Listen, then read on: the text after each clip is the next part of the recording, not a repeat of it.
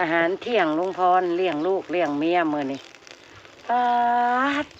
กินชิ้นข้าวยังกินหนังข้าวเมิด พี่น้องเบิ่งออกบ่นี่ลุงพรเราเฮ็ดหยังสู่พ่อบัวกินนี่ป๊าดไปลูกวับละ มันเป็นไอ้บัวเจ้าจะเกลือจี้นั่งให้กินแล้วพี่น้อง มาเป็น เจ้า ตา ขยับมาพี่ที่ มาเป็นตาห้างตามีแถวบัดนี้ฮะ คนทุกข์มากินจีหนังคนทางเข้าภัตตาคาร คนทุกข์ต้องกินจีหนังว่าจัดคนมีตังค์ต้องนั่งภัตตาคารลุงพรบ่โอ้ยมาพี่น้องมา แม่นเลยเนาะพี่น้อง อาหารแซ่บอาหารแปลกแก้สิขี้มันอ่อนมันหกอย่างจักกะเพราไปน้ำกัดนั้นเบิดหล่นเลยเถ่า ทีนั้น เนาะให้มันมีกลินควันไฟเนี่ยล่ะมันจังแซ่บนางลมควัน เอาเพื่องมาใช่เป็นยังอุปา สบายดีรอบบ่ายจ้าพี่น้องสบายดีเบิดสุขสุขคนเด้อจ้ายินดีต้อนรับที่สองแม่ลำบอยที่เก่าคือเดิมมาพบมาพอกับสองเถ่าหาแนวอยู่แนวกินย่ำบ่ายแล้วพี่น้องโมแม่นย่ำเที่ยงเด้อนี่ลุงพรเราจิจีนางเค็มสุปบัวกินผู้ใดเคยกินแน่พี่น้องมึงดูมันสิกินได้บ่มันเป็นตากินได้บ่ละเถ่าเอ้ย ได้ เป็นตาแขวเฮารุดบ่ละบาดนี่เถ่าตัวได้แห้งพากันมากินจีนาง จีมันก็อ่อนสบายดีพี่น้อง กินกันแบบง่ายๆเด้อมื้อนี้เนาะกินกับแจ่วโลดกี้แล้วก็จ้ำแจ่วปลาร้าโลดพี่น้องแจ่วบ่องเจี๊ยบยังอยู่ติเนาะสิบ่มีอีหยังมากมายเพราะว่าน้องบอยนี้เที่ยวละมื้อนี้น้องบอยนี้ไปเที่ยวไปกินปลาน้ำโขงกับไอ้ต้นเพิ่นละกับหลานชายปลาบัวมาสู่เอากันน้องบิ๊กก็จะไปพี่น้องแต่ว่ารถคันเดียว เอาเนี่ยอินไปกับไปจ้ะ แจ็คดิลูกแล้วบ่น้องบิ๊กก็จะไปแต่มีรถคันเดียวเลยบ่ได้ไปฟ้าวเลยน้องบิ๊กหนาง้อยเลยโอ้ยทั้งกระทั่งน้ำคงน้ำแข็งเนาะอุปกรณ์เขาน้ำดื่มน้ำดิ่ม ตัวเอารถซาเล้งไปจ้ะ ทั้งติ๊บเข่าก็ยังว่าสิพากันลงไปกินเข่าอันอยู่อันแถวอันพารานหินแถวแคมคลองแถวน้ำโขงน้องบ่อยลองเบิ่งเพิ่นว่าบ่เคยไปกินจักเถื่อเพิ่นอยากลองไปกินเบิ่งก็ให้เพิ่นไปเนาะพี่น้องเพิ่นสิเก็บภาพบรรยากาศมาฝากพี่ดอกเพิ่นน่ะก็รอตาเบิ่งเพิ่นสิไปลักษณะใดเนาะส่วนพ่อกับแม่สองเฒ่ากันนี่ละบ่ได้กินปลาน้ำโขงดอกสิกินจีนางควายนี่ล่ะจ้ะ มารอให้ลุงพ่อเพิ่นเอานั้นก่อนพี่น้องให้เพิ่นจี้ไปเรื่อยๆก่อนก็ก่อนสิได้กินพี่น้องเอ้ยนี่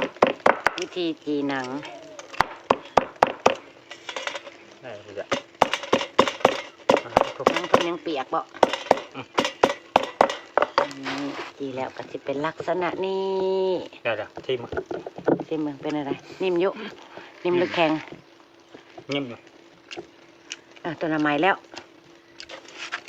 พี่น้องจีแล้วเรียบร้อยมึงบ่สิมึงเป็นไม่ได้ โอเคคือนางเมืองจันทร์นะกันนะตี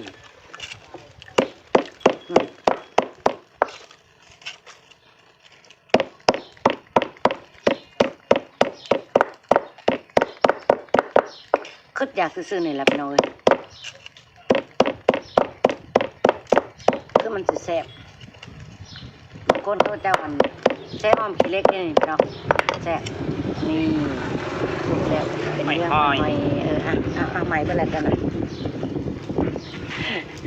เอาออกมาตีตัวใดมันได้พอดีใหม่เบอร์นั้นลมแห้งเอ้ยอันน่ะแห้งผงดองไฟแห้งอวยนี้ทางลมไหมอวยเต่านี้ไหมมีลมไหมนี่เนาะพี่เนาะ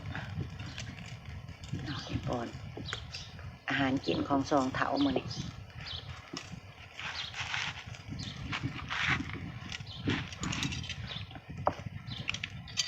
ทุบได้เวลาทุบแย่เป็นใหม่พอมาทุบออกก็จะประมาณนี้จีไม่ไหม้นะไม่กินนะนี่พี่น้อง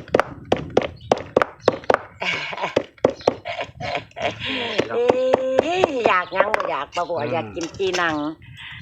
ขึ้นอยากอีหลีนะเห็นตลาดน้อยเพิ่นเอามาขายป้าบัวก็เลยซื้อให้ลุงพรจีให้ข่อยกินนะเด้อป้าบัวว่าเพิ่นว่าจีหนังพี่น้องผู้ใดเคยกินบ่เพิ่นก็สิออกรสชาติเค็มๆหอมๆกินใหม่ก็ชิ้นนัวแซ่บๆสำหรับคนมากินคือปลาบัว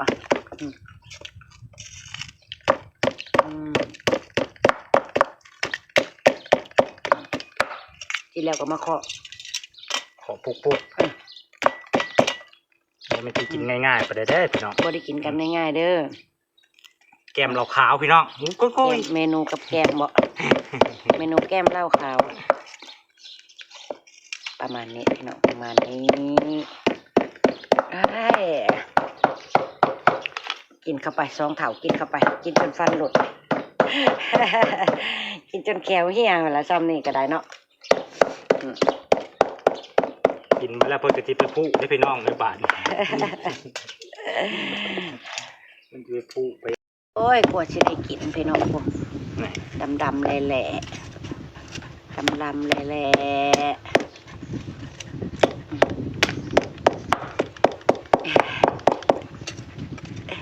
แต่ว่าพอเคาะอันนั้นออกเบิดแล้วเพิ่นกันนี่เลยพี่น้องฮอนนังไหมเฮากับมาจี้ใหม่ๆเนี่ยเพิ่นก็สิมีความนุ่มความหอมของเพิ่นแบบแต่ว่าถ้าปล่อยเพิ่นแห้งเฮิงนะเพิ่นก็สิแข็งเลยกินยากประมาณนี้แซ่บเพิ่นเฮ็ดมาใหม่ๆเพิ่นมาขายโอ้ยงามเลยตัวนี้งามเลยตัวนี้ฮ้อนนะฮ้อนบ่ฮ้อนโอ้ยพี่น้องโอ้ยแซ่บมีกินบ่เบิดเลยนะ2 เถาเลยนะเยอะแยะเลยนี่ซ้ำนี่ก็ได้เบิดคนละ2 เซนก็ว่าเก่งเลยเนาะมาเด้อพี่น้องมาเด้อนี่จีหนังกับจีหนังอาหารเที่ยงอาหารบ่ายของ2 เถาพี่น้องจีหนังจ้ามาเด้อพี่น้องมากินน้ำกันเลยจ้าโอ้เสียงแห่นดังควกลุงพรเป็นจังไดแซ่บมาพี่น้องมาพี่น้องมากินข้าวกับหนังน้องบิ๊กว่ากินบ่น้องบิ๊กว่าน้องบิ๊กก็กินจีหนังปิ้งไก่กับยังเหลืออยู่พี่น้องนี่แหละกินยังมากมายเนาะซ้ำนี่น้องบิ๊กกินก๋วยเตี๋ยวอิ่มท้องแล้วก็พอละไม่ต้องซีเรียสเรื่องการอาหารการกินเคยกินมาแต่เล็กแต่น้อยเลยกินแบบได้จะกินไปอิ่มท้องแล้วพอมาพี่น้องมากินข้าวเที่ยงแต่บ่ายเลยจ้ะมากินน้ำกันจ้า2 เถา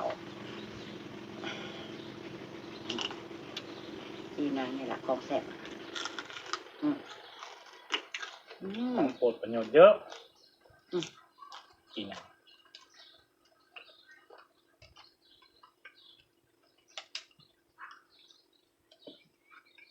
แซ่บไหมน้อง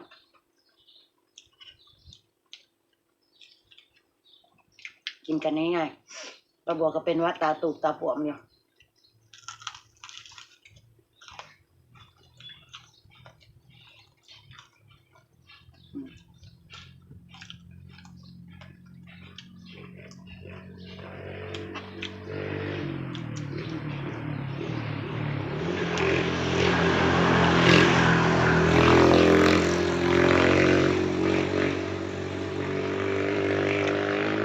แกงไก่นะพี่น้องแกงไก่กี่เล็กไก่หนังแซ่บจี้แบบนี้แล้วก็ไปแกง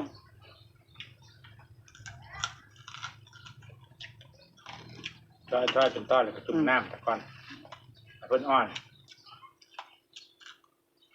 แล้วออมเชเล็กไปคนเท่านี่กินโปรตีนไปแล้วเนาะย่ำนี่มันเป็นอันนี้บ่เชเล็กกินมะหอมแต่บ่อยากกินแต่ป้าบัวบ่มักกี่เล็ก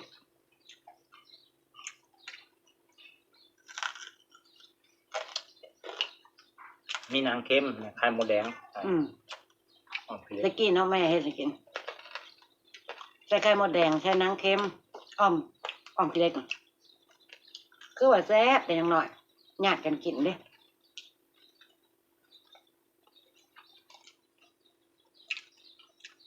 แต่ยังน้อยกินยังกระแซ่บหมดหมุนจังว่าพี่เนาะบัดพอแก่โตไปอายุหลายเข้าเลยก็เริ่มบ่อยากแบบงานแซ่บๆก็บ่แซ่บ หาน้ำกินก่อน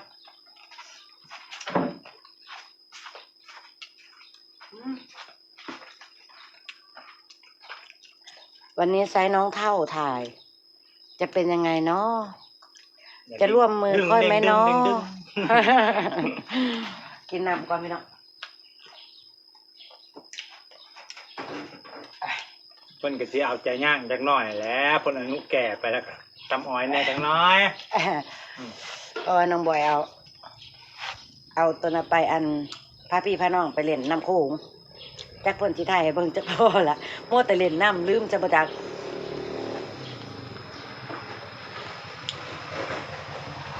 บิ๊กบ่ซิมบ่บิ๊กบ่ซิมบ่จี้หนังพ่อเจ้านี่แซ่บแซ่บลาเลยพี่น้อง